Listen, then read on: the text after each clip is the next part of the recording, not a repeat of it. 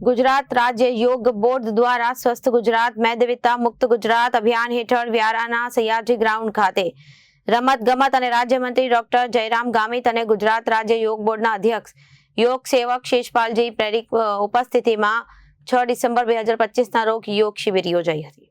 ગુજરાત રાજ્ય યોગ બોર્ડના અધ્યક્ષ યોગ સેવક શેષપાલજીએ જણાવ્યું કે યોગ અને માનવ સ્વાસ્થ્ય અને કલ્યાણ સાથે જોડાયેલો એક વૈશ્વિક વિષય છે।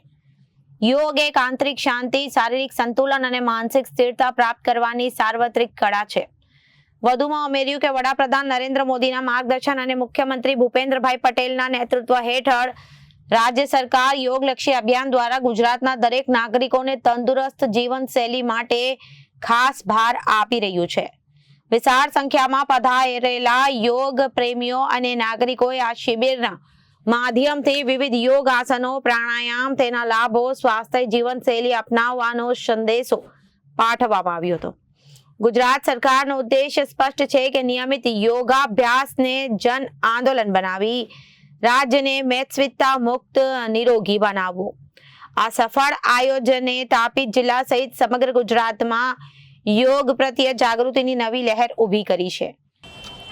નમસ્કાર। આજે તાપી જિલ્લામાં ગુજરાત યોગ બોર્ડ અંતર્ગત યોગ શિબિર રાખવામાં આવ્યો અને આ યોગ શિબિરમાં તાપી જિલ્લાના તમામ લોકો એટલે કે લગભગ 4000ની આજુબાજુ જે લાભાર્થીઓ એટલે કે યોગ શિબિરમાં બધા સ્વૈચ્છિક રીતે ભાગ લીધો અને આ યોગ શિબિરમાં ગુજરાત યોગ બોર્ડના ચેરમેન આદરણીય ડૉક્ટર શેષપાલજી એ ઉપસ્થિત રહ્યા, એમનો સાથે સ્ટાફ પણ ઉપસ્થિત રહ્યો। શેષપાલજીએ લગભગ મારા હિસાબે 1 કલાકને 30 મિનિટ જેટલું યોગાનું મહત્ત્વ એમણે બધાને પ્રેક્ટિકલ પણ સમજાવ્યું, કઈ રીતે કરવું જોઈએ, કયા સ્ટેપનું કયો લાભ થાય છે એના વિશે તમામ માહિતી આપીને આ જે કાર્યક્રમ એ આવતીકાલે પણ થવાનો છે। ત્યારે સમગ્ર તાપી જિલ્લામાંથી જે ઉત્સાહપૂર્વક લોકોએ ભાગ લીધો।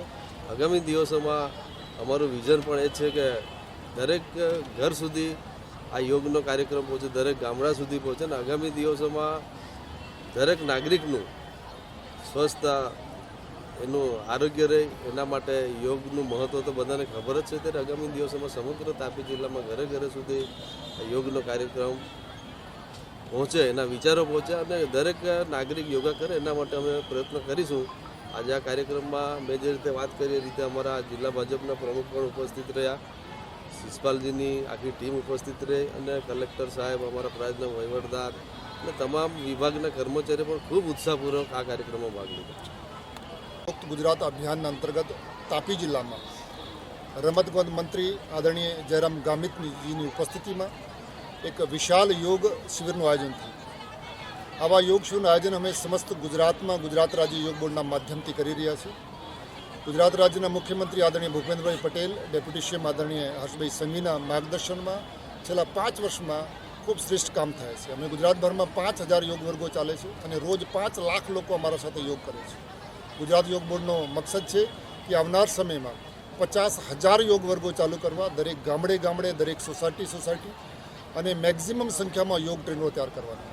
આજે વ્યારાના તાપી જિલ્લામાં ખૂબ મોટી સંખ્યામાં લોકોએ સ્વૈચ્છિક ભાગ લીધું છે અને લોકોમાં યોગ કરવાની ખૂબ તમન્ના છે।